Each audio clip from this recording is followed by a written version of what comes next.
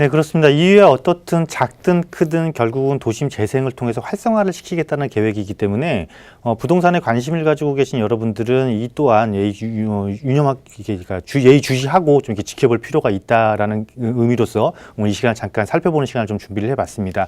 결국은 전국에 한 250곳 정도를 이렇게 체계적으로 조금 만들었다는 이야기인데 세부 내용을 한번 살펴보면 이렇습니다. 총 5년간 지속적으로 안정적으로 조금 지원을 해보겠다라는 것인데 연간 10조 원의 공적 재원을 투입하면서 사실상 공적 재원이라는 건 일정한 한계가 좀 도달을 하게 되거든요. 그래서 민간 자본을 적극 유치하겠다라는 것은 작은 규모의 개발이든 큰 규모의 개발이든 결국은 경쟁력을 갖춘 민간 자본을 조금 끌고 들어옴으로써 그 지역의 활성화를 더 키워보겠다는 의미가 좀 담겨 있지 않나 싶고요.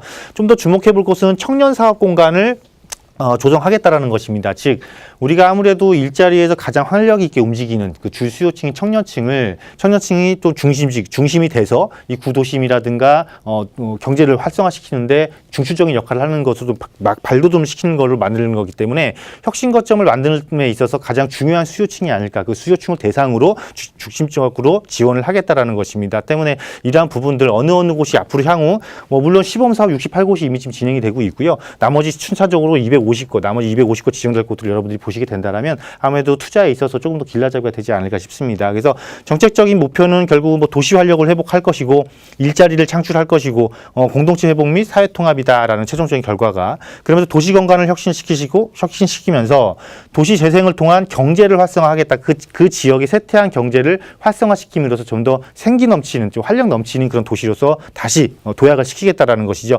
일반적으로 우리가 도시가 생성이 돼서 성장을 하고 발전을 하고 쇠퇴기를 겪게 되는데 이 쇠퇴기를 겪게 될 때 이러한 것들이 정책적인 지원이 이루어지지 않으면 슬럼화로 이어지거든요. 그 쇠퇴기를 접어드는 단계에서 이제 이러한 것들을 적용시키겠다라는 의미로 보시면 되겠습니다. 그래서 5대 추진 과제 해서 노후 저층 주거지의 주거 환경을 정비하겠다. 또 구도심을 혁신 거점으로 지정을 하겠다. 이렇게 확실하게 이제 틀을 잡는다라는 것이죠.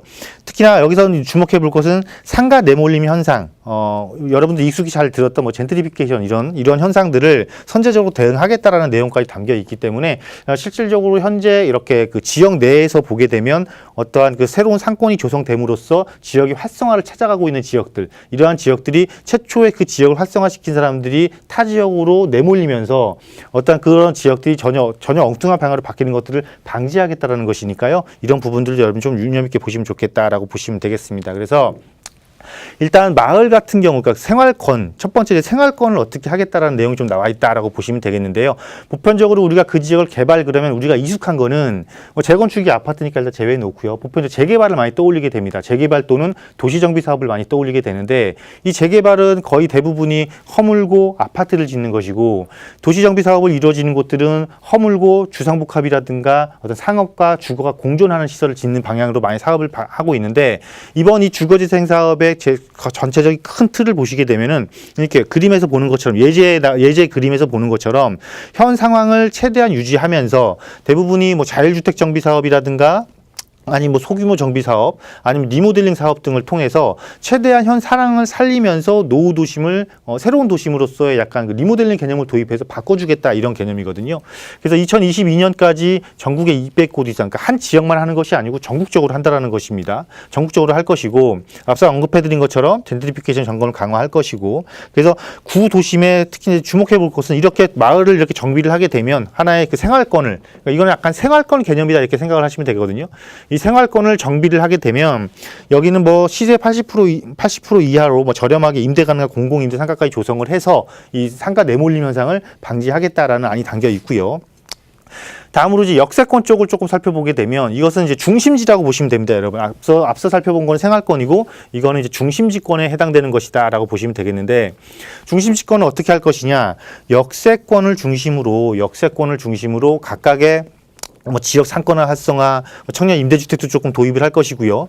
공공 임대상가라든가 리모델링 사업도 하실 거고, 성지센터, 스타트업 공간이라든가 혁신 성장센터, 즉 업무 지역들도 역세권 중심으로 해서 최종적으로 직주 근접을 강화하겠다. 직주 근접을 강화하면서 이곳에 주로 그 청년층들을 위한 것들을 조금 더 많이 지원을 하겠다. 이러한 안건이 담겨 있는 것이죠. 그래서 첨단산업단지 내 상업과 주거, 산업 등 복합 기능을 유지하겠다라는 것이 중심지의 큰 핵심이다라고 보시면 되겠습니다. 그래서 최종적으로는 도심을 어떻게 만들 것이냐, 중심지, 즉 도심이라든가 지역 거점이라든가 광역 거점 이렇게 좀 큰 테마를 갖고 있는 것들은 최종적으로는 컴팩트 네트워크 도시를 구축하면서 압축 도시 개념으로 조금 많이 개발을 할 것이고, 그 외 지역들은 지역의 거점, 지역 거점을 조금 활성화해서, 즉 생활권 같은 경우는 앞서 본 것처럼 도시 재생 활성화를 조금 활성화를 통해서 이 대도심의 압축 도시를 지원해주는, 즉 지원해주는 도시를 꼭 방면에서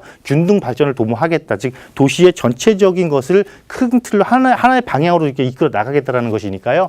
아무래도 투자에 관심 있으신 분들은 이렇게 도시가 어떻게 바뀌느냐가 사실상 그 가치가 어떻게 바뀌느냐를 결정지어주기 때문에 상당히 중요한 부분이라고 생각하시면 됩니다. 그래서 앞으로 이 도심 재생 활성화가 어떻게 갈지 꼼꼼히 체크를 하시면서, 최근에 또 서울시에서 발표했던 생활권 계획이라든가 권역권 발전 계획하고 적당히 믹스를 잘 시키신다라면 앞으로 좋은 투자처 찾아서 좋은 투자처를 충분히 찾을 수가 있고, 이에 따른 충분한 투자 수익도 얻으실 수 있는 그런 좋은 길라잡이 중에 또 하나가 될 것이다라고 말씀드리도록 하겠습니다.